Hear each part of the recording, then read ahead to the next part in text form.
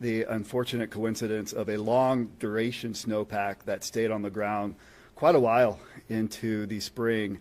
And then we had abnormally high rainfall on top of that. This year, those ingredients, at least for the snowpack, not looking quite as bad as last year. We are starting to erode it more slowly up there. As far as the rainfall that occurred, that was very unusual. That was a very abnormal amount of rain. Can we rule it out this year? Absolutely not, but that is quite uncommon. So while we would say just that magnitude of flooding is unlikely in any given year, while we can't rule it out this year, it's certainly worth preparing for and monitoring upcoming weather patterns. The cresting of St. Croix is expected next week.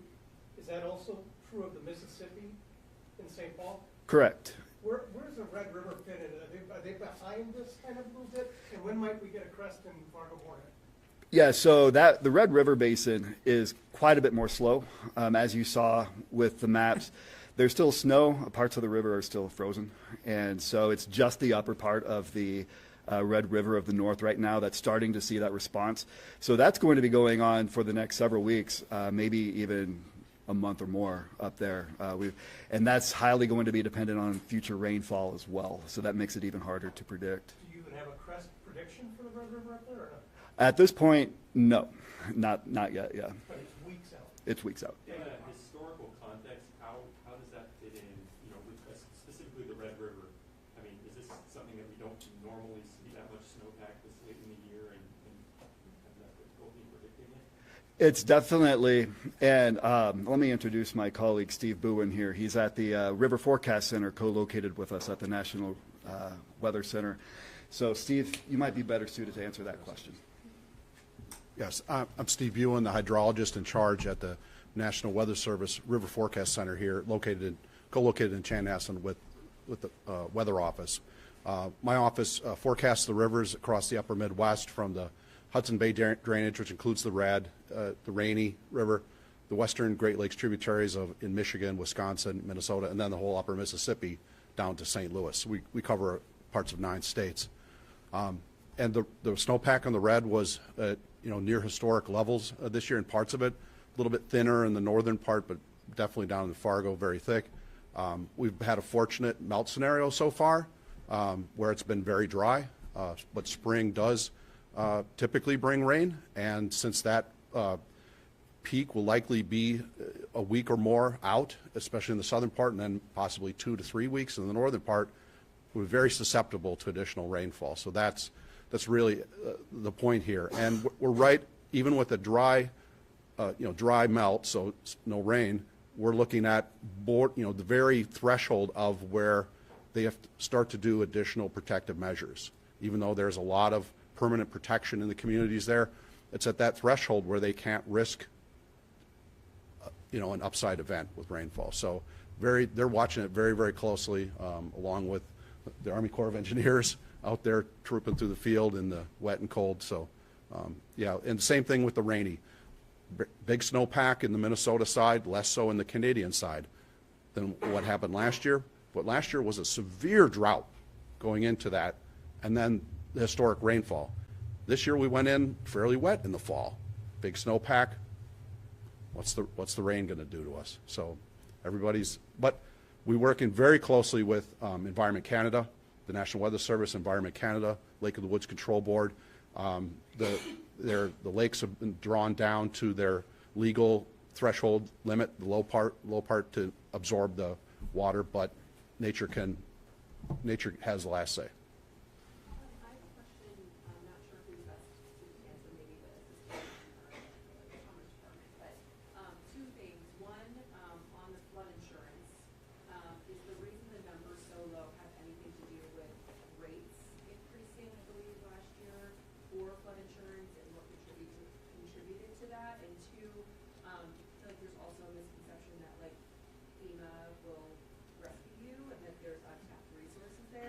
Dispel that as soon as you can. Can you talk a little bit about that FEMA part? Sure.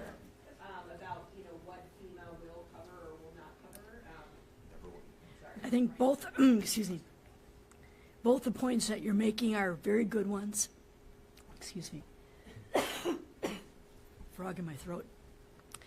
But there's two things going on there. FEMA did just adjust the way that they rate policies here a couple years ago, and things are more expensive than they've been in the past, especially for people outside the high-risk areas. And also there's a misconception that FEMA's going to swoop in after a flood and hand out money, and FEMA doesn't do that.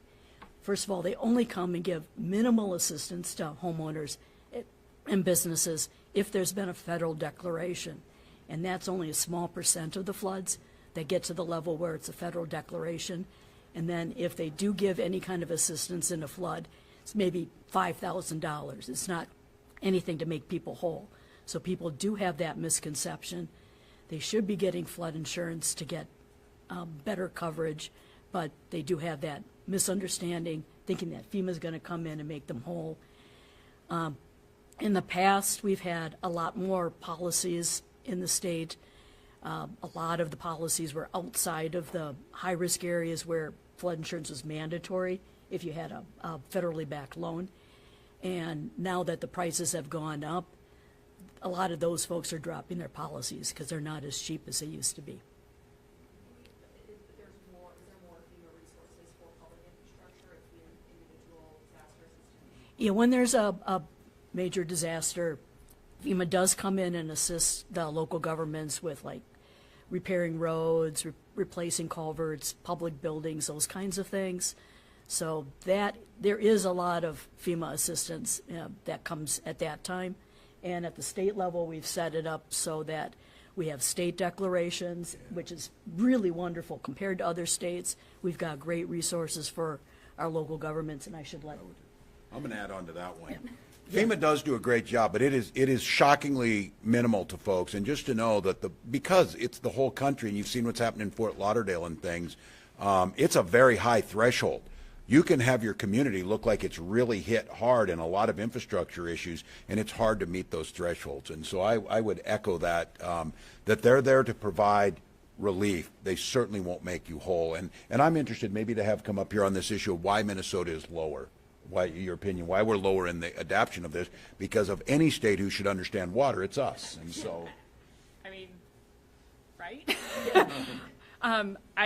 I don't know why we're the lowest in terms of national adoption. I don't if it's just historical or what. But to your point around like rates and rate increases, I mean, just in general, it certainly on the private side, it has to do with like the severity and the number of storms that we're seeing and the costs that are increasing, and that subsequently comes back to consumers.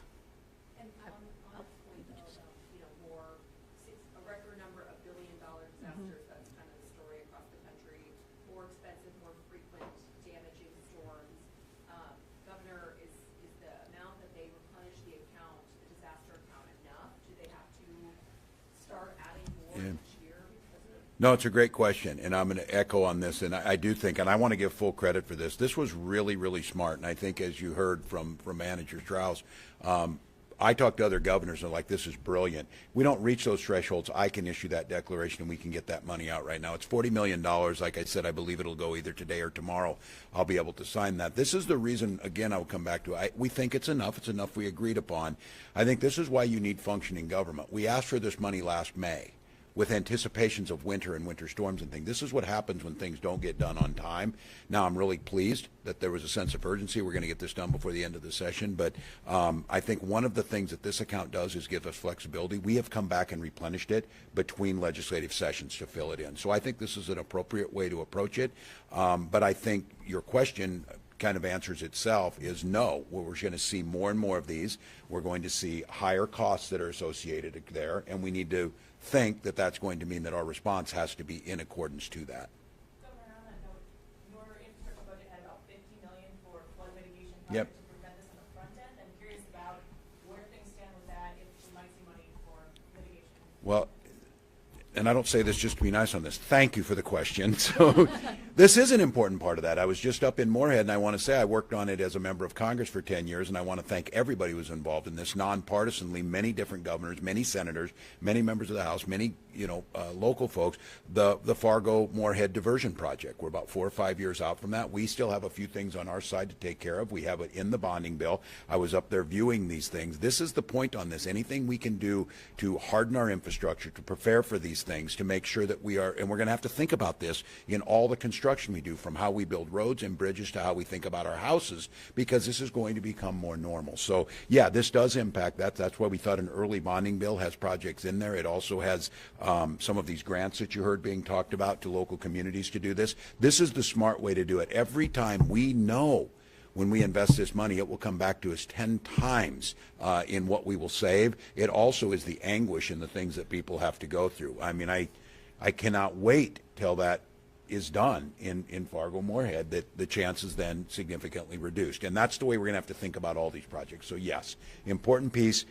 Ask the legislature to get it done. These are bipartisan proposals based on the best science to reduce the mitigation risk. And where we see them and put them in place, I've worked on these in many places. Owatonna was an example of that. Local community coming together to build some of those projects. And I think that's where the state can help. But there's a lot of federal dollars coming in that are especially around the issues of climate change and climate issues that we can do on infrastructure. And so I think you'll see us doing a lot more of that. Obviously, there's such thing as being underprepared for a spring flooding event like this.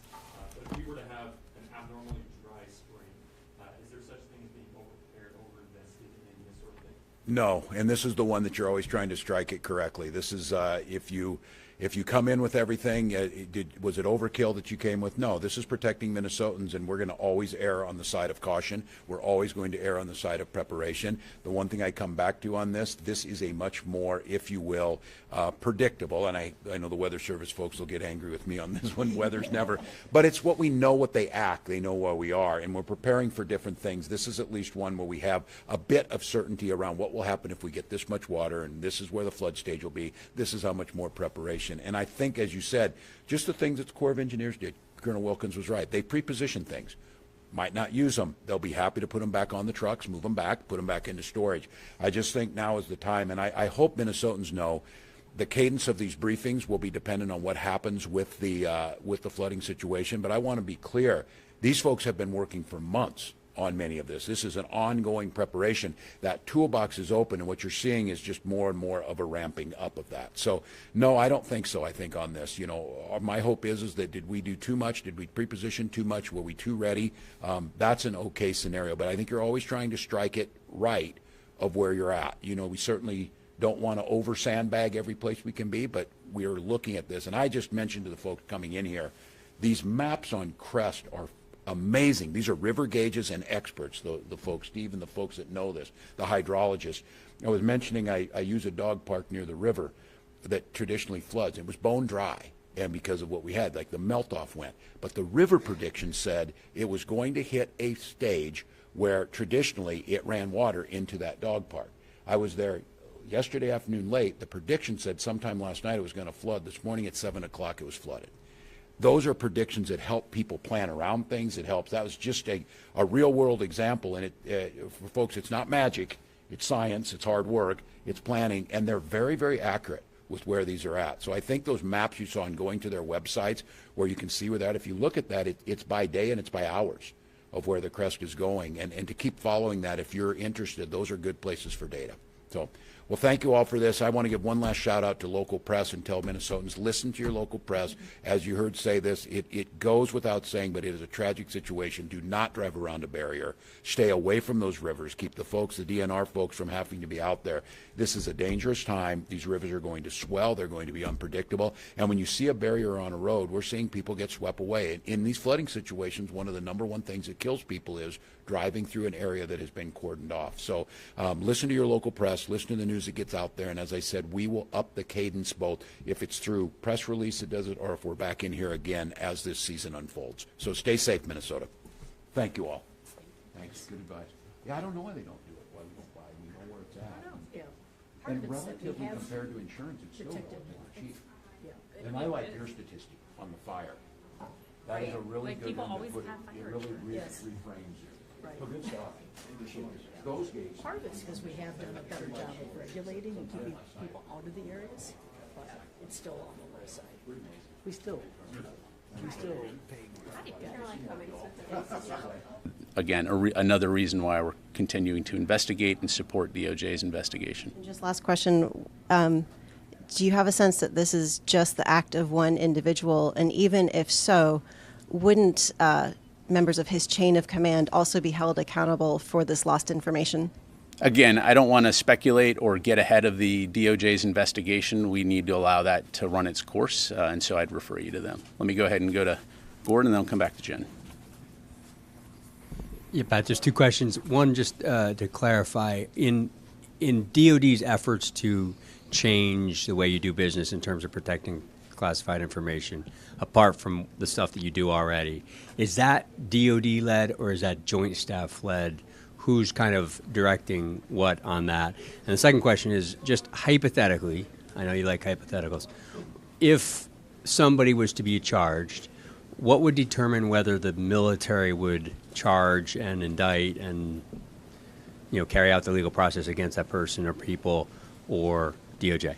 Yeah. So on your latter question, you're right. I don't want to get into hypotheticals. I will say that, as always, every case is judged on its own merits, and we need to allow this investigation to run its course. And then, of course, there'll be more to say on that. On your first question, again, it's important to understand that this is not just about DOD. This is about the U.S. government. This is about how we protect and safeguard classified information. And as I highlighted, we do have strict protocols in place. So anytime there is an incident, anytime there's an opportunity to review that and refine it, we're of course going to take advantage of that. Within the Department of Defense, as you've heard us say, Secretary Austin has been convening daily meetings with his senior leaders, to include the chairman, to talk about reviewing the scope and the impact of this, and also to look at mitigation measures and what we need to do across the Department of Defense to ensure that we're doing our utmost to reinforce existing policies, procedures, and rules. And if there are any areas where we need to tighten things up, we certainly will. You are listening to the Pentagon briefing that is underway. This is coming after the leak of those highly classified military documents. AP sources reporting not too long ago that the FBI does want to question a 21-year-old member of the Massachusetts Air National Guard. I do want to step away for a quick 2-minute commercial break, and on the other side, we will pop that audio back up and listen in live, raw, and unfiltered.